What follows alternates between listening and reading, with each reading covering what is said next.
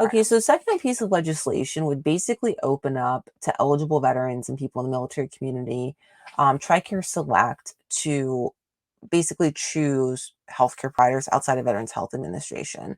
And it appears that you would be like the veteran, based upon what I understand of it and the research I've done.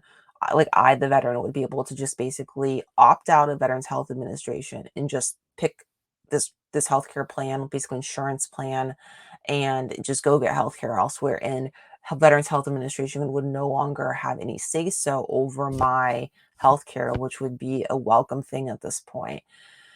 So these are the concerns I have about it, though, and these are and specifically this specific piece of legislation, and that is like how, like, would it be paid for? I mean, basically, my understanding of the legislation, based upon the research I did, the U.S. Department of Veterans Affairs, Veterans Health Administration would be required to pay for veterans' enrollment into TRICARE Select if they chose to do that, if the veteran did. But then the question becomes, well, what happens after that? Like, how are the bills paid?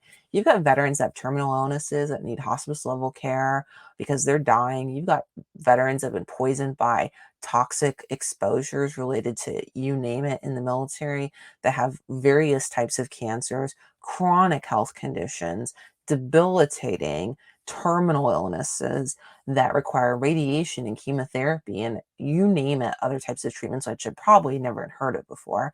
Those things are exceedingly expensive. And so my concern is, would this basically not even be possible to have as a viable option for those veterans, for veterans that just need, a lot of healthcare and stuff like that? I don't know. I don't know the answers to that. Now, the bill is written and actually can be read fully here. Summary and text, I do believe. I think I saw that.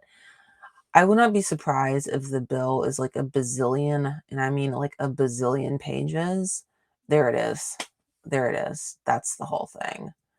All right. And actually, I'm going to click on the PDF and see what I can find here. I'm just kind of curious to see. All right. So, okay. Actually, it's not as long as I thought it would be. So it says to amend, so HR 6285 to amend Title 10 United States Code to provide eligibility for TRICARE Select veterans with service-connected disabilities for other purposes. And so my understanding is that if a veteran was eligible for this, they could not receive healthcare through the Department of Defense and through this simultaneously. And that's kind of weird to me. I thought that was interesting. So they call it the Veterans True Choice Act of 2020. And one of the things I'd like to bring up is that several things. Whenever you see me on a video or listen to me on a podcast, and there happens to be a veterans group or a veterans service organization of any kind whatsoever, or identifying themselves as such, I do not endorse, participate. I am not a member. I'm not encouraging anyone else to participate, endorse, or be a member of any veterans group or veterans service organization. I just want to make that very clear. And the reason I want to make that very clear is because all these different groups stand for different things and are about different things. And every single one of these groups have supported like legislation and policies that I do not support or agree with at some point in time, every single one of them. I'm not a joiner, ironically, even though I joined the military twice. I know it may be crazy to think about, but like I'm not a joiner type. And so like I'm not going to join any veteran service organization or group, more likely than not. And I don't like endorse any of them. So any veteran service organization or group, veteran group, just know that like if they happen to be in an article I'm covering or happen to be, in some news story I'm covering or whatever the case, that's just a pure coincidence because they place themselves there to be a part of the conversation in American politics, not because I endorse them or I'm a part of that. So I just want to make that very clear.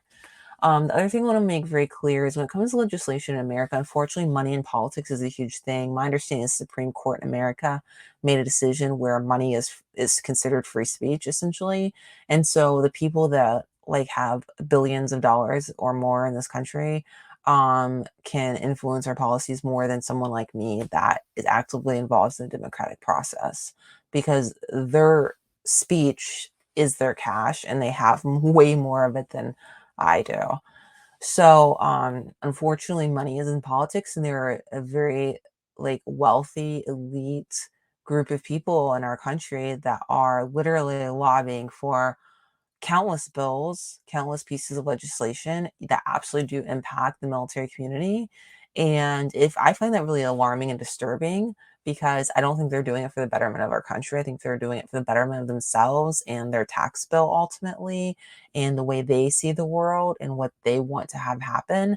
And that's scary because they have more say than you or I do. And yet we have to live in this world too. So that in and of itself should be motivation to really get involved in our and really try to make it to where there's more equal footing and more people can actually be treated in a fair and equitable manner in this country instead of just the people that have all the money. It says the cost sharing requirements under TRICARE Select for covered veteran beneficiaries shall be calculated pursuant to subsection. I don't even know what they're talking about, regardless of the date of the original enlistment or appointment of the beneficiary in the uniformed services. It's saying that basically people that are classified as dependents of a covered veteran, a veteran eligible for this TRICARE Select program, would not be eligible to enroll just because of by way of being their spouse. Okay. It says on page 4, a covered veteran beneficiary who enrolls in the TRICARE program may not be concurrently enrolled in the system of patient enrollment under subsection, and the secretary may not furnish medical care to the covered veteran beneficiary under this chapter or other provision of law administered by the secretary while the covered veteran beneficiary is so enrolled in the TRICARE program. Okay, so basically, if I'm understanding this correctly, and you'll have to do your own research, okay? But if I'm understanding this correctly, I think what they're talking about is the Secretary of Veterans Affairs. So basically saying like Veterans Health Administration would not be able to be involved in the veterans healthcare whatsoever while they're enrolled in the TRICARE program. And so basically takes the Veterans Health Administration 100% out of the equation for the veteran. Now, for some people, that would be the perfect thing. Um, I feel like if I were having to 100% rely on Veterans Health Administration for my healthcare, I had no other options whatsoever. Like right now, I feel like that could be the perfect thing for me. However, one of the concerns I have is the cost sharing. Like, how much is this going to cost for God's sakes? And one of the concerns I have is that the money allotted for veterans healthcare is going to be minimized, and then the veterans financial burden increased, and now you got all these veterans with these military related health issues that cannot afford to take care of their health care. And I'm really worried about like a bait and switch here where it's like, oh, you get a choice, but then it's like, oh, but now we're going to stick you with the bill. Bye. Best of luck to you. And I always feel and see that that is constantly happening where it's like more of the financial burden is being stuck to military veterans and the military community members. And there's always people making money off of us, and we're viewed as dollar signs, hence where I came up with that artwork. And I view that as a huge problem. Okay, the Secretary of Veterans Affairs and Secretary of Defense shall enter into a memorandum of understanding under which the Secretary of Veterans Affairs reimburses the Secretary of Defense for the cost of enrolling covered veteran beneficiaries in the TRICARE program pursuant to the amendments made by subsection as jointly determined appropriate by the Secretaries.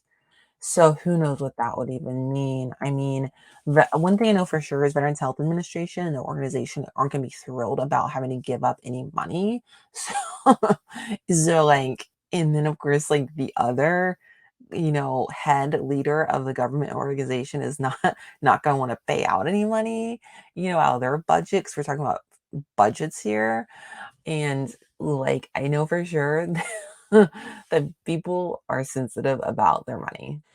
Basically saying there's been like a 1 year period where like the leaders of the different organizations are going to have to come together and like come up with a plan, and that there'll be a phase-in period for enrollment of covered veterans. On page 5 it talks about that, and it says in accordance with the annual open enrollment season of the TRICARE program. Also mentions a VA Center for Innovation for Care and Payment. Says that basically reports will have to be done every so often about the status of that. But I'm always skeptical of stuff like that because I've just noticed how Congress doesn't do a very good job supervising many things, to include the existing legislation on Veterans Health Administration. Because if they did, they would understand it's not being enforced as it is. That is like, for 6 pages, not a lot of answers to my questions. And I think, how much is this going to cost the military community members? that are eligible for these healthcare services.